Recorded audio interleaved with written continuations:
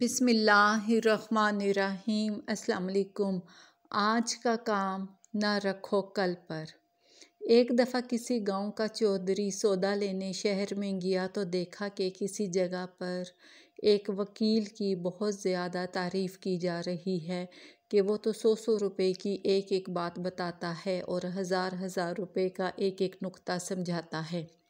चौधरी ने दिल में कहा, हम भी चलकर इसकी कोई बात सुनाते हैं तो हो सकता है कि हमारे लिए भी बहुत अच्छा हो।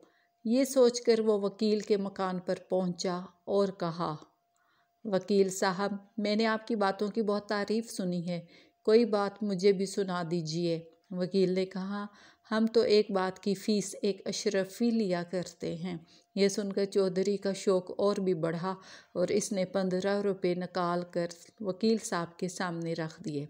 रुपए लेकर वकील साहब ने कागज़ के पुर्ज़े पे ये मिसरा लिख दिया, आज का काम ना रखो कल पर। चौधरी वापस आया तो मज़दूरों ने खेत काट कर सारा जो गल्ला है वो निकाल रखा था। शाम को वो चौधरी से मज़दूरी लेने आए तो उसने कहा, इस अनाज को घर में पहुंचाओ, गे तो मज़दूरी मिलेगी। मज़दूरों ने कहा, अब तो वक्त गुज़र चुका है, रात हो चुकी है, कल दिन निकलते ही रखवा लेंगे। दूसरे दिन के अनाज भी तो सब बाहर ही पड़े हुए हैं। चौधरी बोला, भाइयों, आज मैंने 15 रुपये देकर ये बात सीखी है कि आज का काम न रखो कल पर, तो बस मैं तो इसी वक्त ही रखवाऊँगा।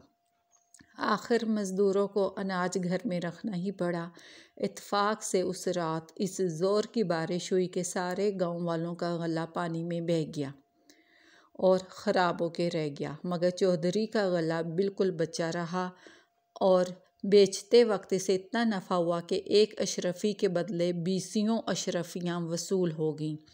इसीलिए कहते हैं कि आज का काम कल पर मत छोड़ें। ओके, टेक केयर ऑल, अल्लाह हाफिज़।